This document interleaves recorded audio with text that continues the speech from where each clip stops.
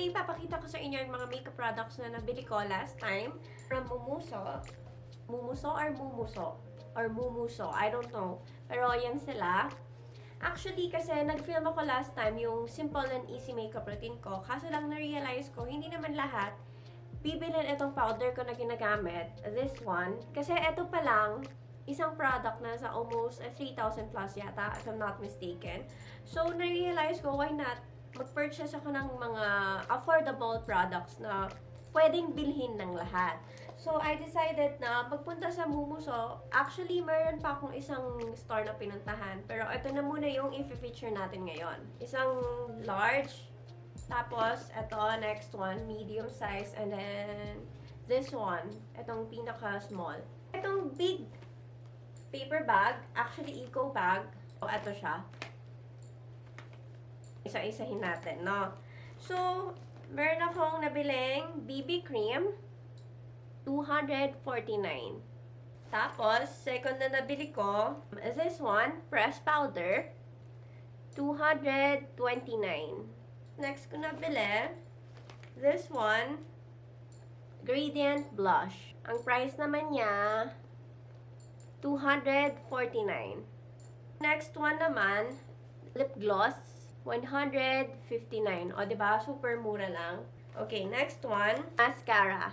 And ang price niya, 199. Next one, ito yung eyeshadow. Ang price niya, 149. Tapos, next one naman from this bag is eyebrow pencil. And ang price niya, kita nyo ba? Baka magulat kayo. 99 lang siya. 'Di ba? Super, super affordable. Ang total ng 7 products na to is... Ay! Wait lang. Ating receipt. 1,333. Ayan siya. Ayan.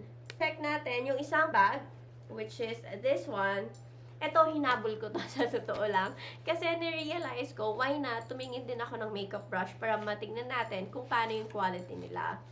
And ito yung nabili ko, isa lang siya actually. Gusto ko pa sanang try yung iba, kaso lang naisip ko, sayang naman kasi sa totoo lang, meron naman talaga akong makeup brushes na ginagamit. Ito, binili ko lang siya for the sake na matry natin siya para makita natin ano talaga yung quality niya. So, itong brush na to, na blush powder brush, ito yung itsura niya, and ang price niya is 249.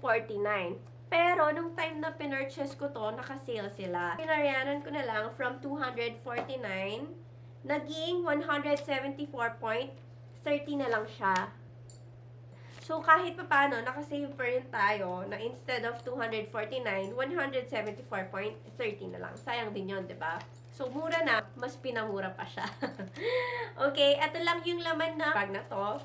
Tapos, next one, actually, umalis na kami sa store nun. Pero sabi ko sa mama ko, parang may kulang. Magbe-base ako sa makeup routine ko talaga. Pag nag-eyeshadow ako, merong isang plain color. Tapos, yung next step ko nun, lalagyan ko ng glitter something. So, sabi ko, may kulang, balik tayo sa store. So, dun ko binili itong nasa small eco bag na to. Isang product lang to, kasi nga, habol lang siya. Ito, ang binili ko na glitter eyeshadow. Ang price nito, 149.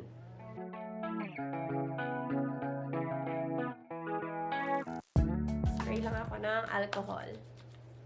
Magiging honest ako sa inyo First time kong magta-try ng mga ganyang products. And pinurchase ko sila para makita ko nga kung ano yung magiging effect nila sa face ko. And yung talagang ginagamit ko na products, yun yung dun sa video ko sa easy and simple makeup routine. Yun yung mga products na ginagamit ko talaga. Okay, start tayo dito sa BB cream.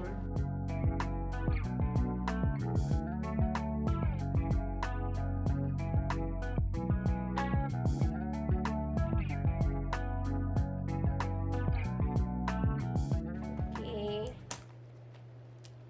Ayan, open natin.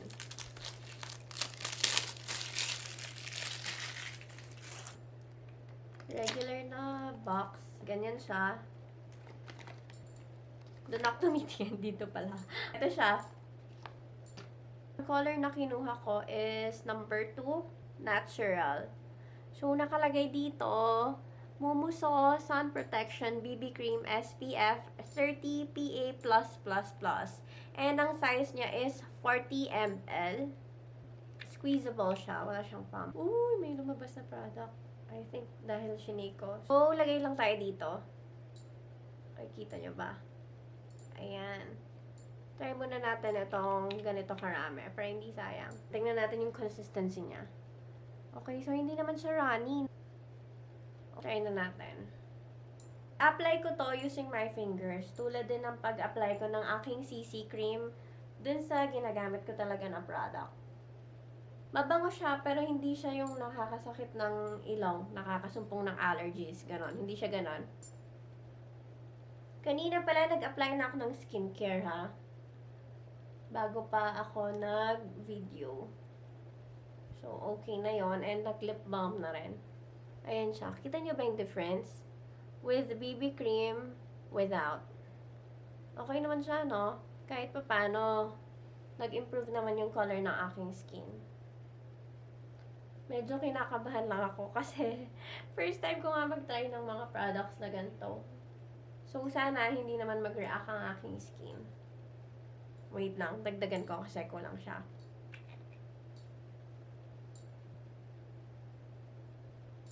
Apply lang tayo.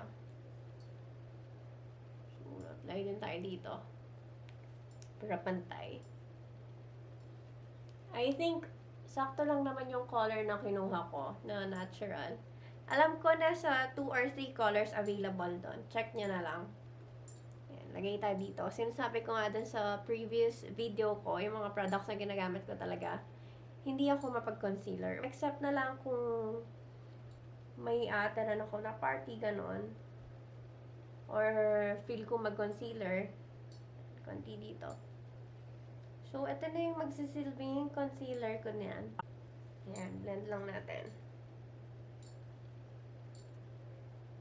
In fairness naman, sticky siya, pero hindi naman super sticky. Okay, so since tapos na ako sa BB cream, next naman natin i-open is this one, yung powder nila.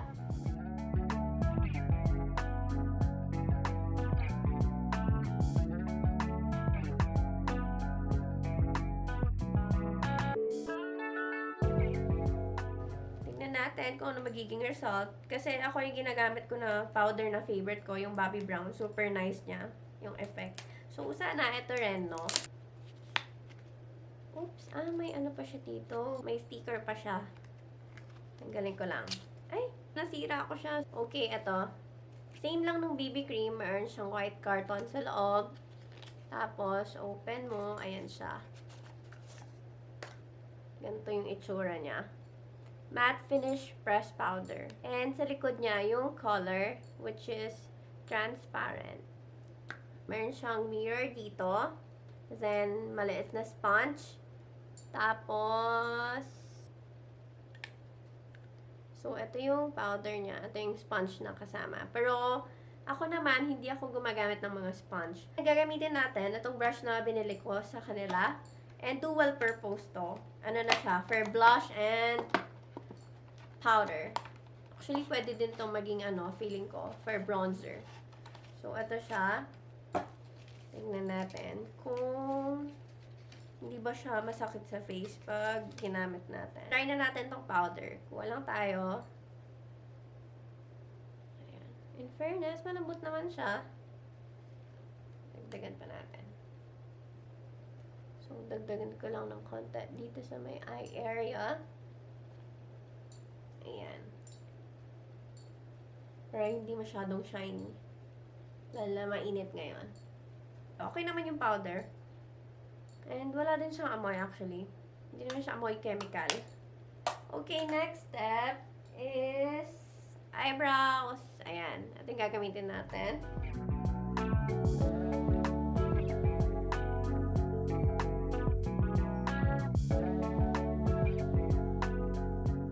Actually, nung nakita ko to, nagulat ako kasi kung magbe-base tayo sa itsura, kamukhang, hindi naman siya totally, pero ka-style siya nung face shop.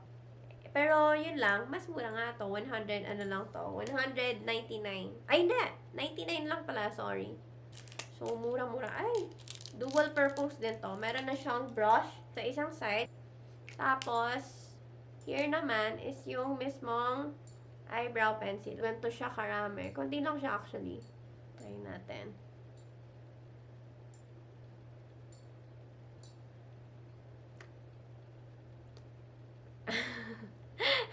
Okay, magiging honest ako ha. Hindi ko gusto yung amoy niya. Amoy siyang chemical. Mabaho siya, promise.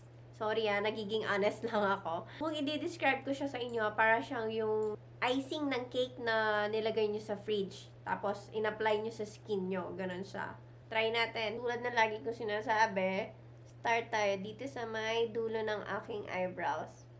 Pero, mas madali siyang, oh, grabe. May amoy talaga siya na amoy ko.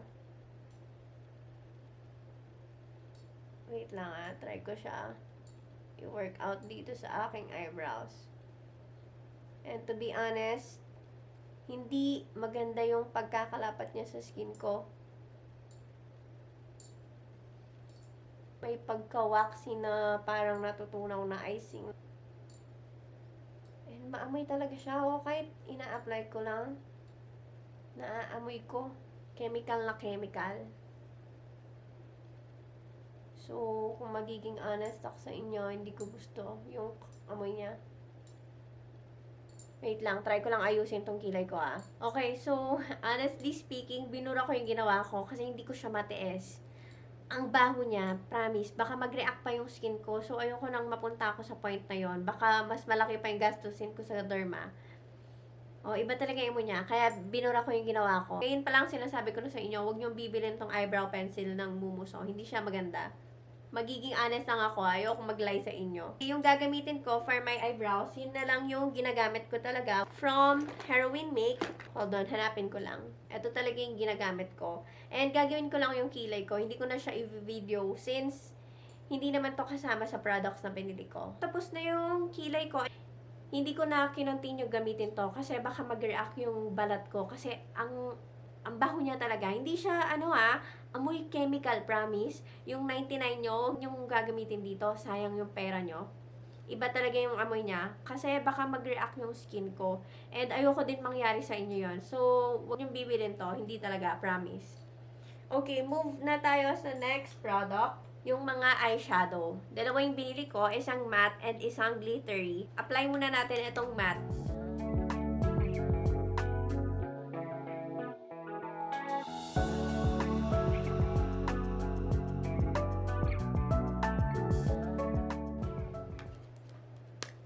Sana naman ito okay siya, no? Kasi na-disappoint talaga ako dun sa...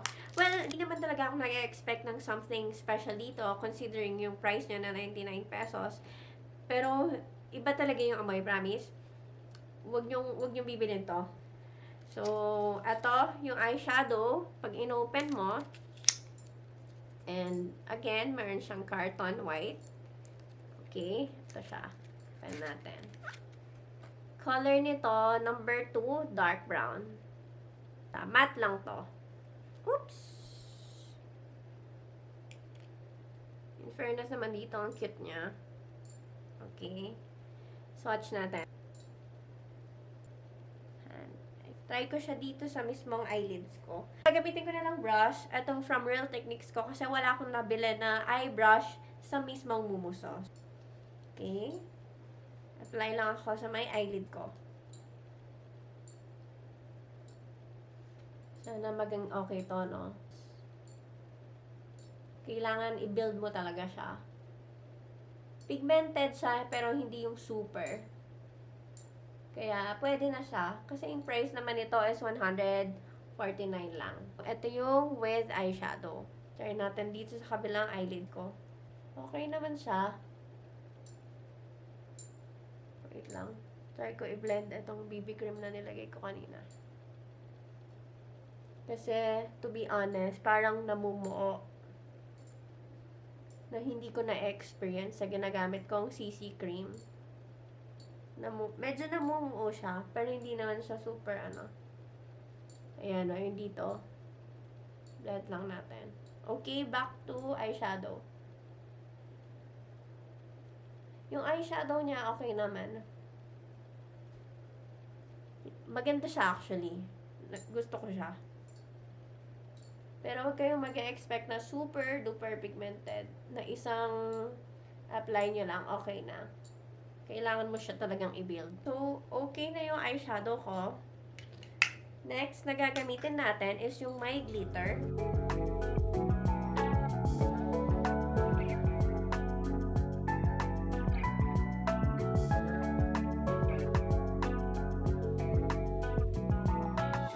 Open ko lang siya.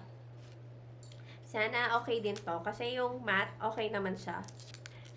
Nasira ko na naman. And, same lang sila nung matte. Ayan. So, ito yung difference niya. Matte versus glittery. Try ko siyang swatch. Fairness. Ayan. Kita nyo ba? Okay naman siya. A-apply ko lang to sa eyelids ko. Using my fingers. Hindi ako magpa-brush. So, apply lang natin siya dito. And, kailangan mo siyang i-reapply kasi hindi siya ganoon ka pigmented. Kita nyo ba? Ito yung walang glitters. Ito yung meron. Try ko pa siyang dagdagan. Next, eyelid na ako. Dito naman.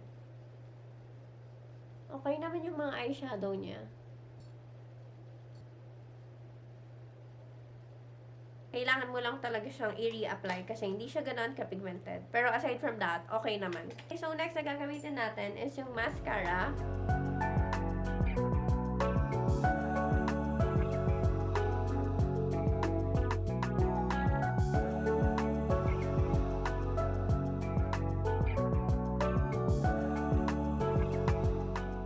Open na natin. Alam nyo, dahil dun sa eyebrow mascara, I mean dun sa eyebrow pencil, parang lahat ng ino-open ko ngayon, medyo kinakabahan ako. Kasi baka ma-disappoint na naman ako. So, pag ino-open mo siya, ayan, ganyan siya. And, so, nice naman yung lalagyan niya. And, meron siyang parang circle something dito na nakalagay M. Stands for Mumuso. Ito yung micro. Color black yung kinuha ko. So, try ko na siya. Pero before that, i-curl ko lang yung lashes ko using yung aking Shuemura. Kasi, meron doon, pero hindi na ako bumili. So, na-curl ko na to. Gamitin ko na yung mascara.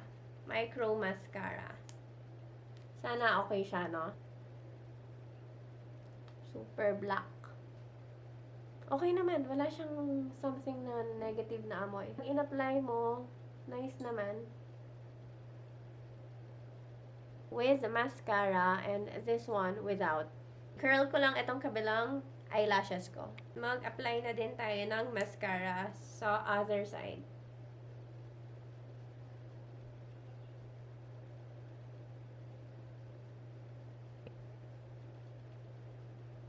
Yan. Okay naman siya, promise. May amoy siya, pero mabango naman. Hindi siya katulad nung sa eyebrow pencil. Yun, grabe talaga. So, tapos na ako sa eyelashes ko and okay naman yung product. Wala akong negative na masasabi dito sa mascara nila. So, next na is blush on.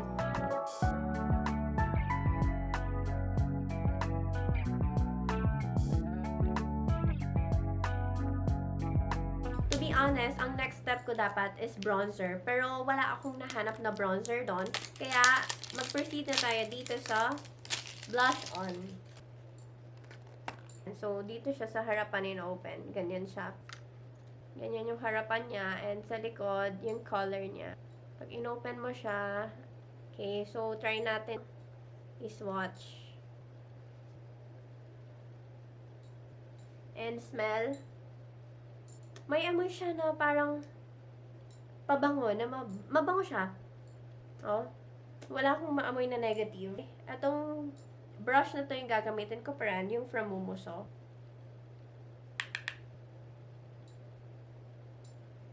Ayan, napasobra yata yung lagay ko. Wait lang, blend ko lang.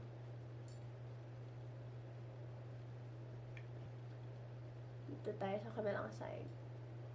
Kahit pag-a-apply mo siya direct sa skin mo, wala kang maaamoy na something negative. Dagdagan ko lang ng konti. Since wala akong bronzer. Para hindi maputla naman yung aking mukha. Next step is yung lip product na.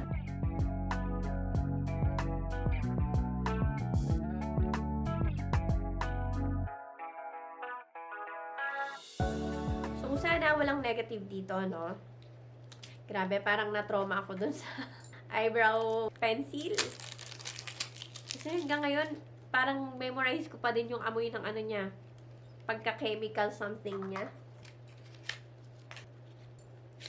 Cute naman ng packaging niya. Ayan, rotate mo siyang ganyan. Number 4, rose red. Ganyan yung color niya. Tapos, try ko siyang amuyin kung may something chemical na amoy or in fairness, mabango siya. Kaamoy siya nung lipstick ko from MAC. Ganito yung amoy ng mga lipstick sa MAC eh. Parang may pagka vanilla, ganon. Mabango siya. So, kailangan pala agad siyang i-blend pagkalagay mo. Ayan, no? Kasi, ayan, very obvious yung sinwatch ko. 'Di ba? So, try ko ulit, ha? Mag-apply, tapos i-blend agad natin. Para hindi siya magka-mark. Tapos, blend. Ayan, okay naman pala siya. Ito, na-blend agad. Ito, hindi. Try na natin siya sa lips. Konti lang, ha? Ayoko nang marami. Dot-dot lang. Sa lower part muna.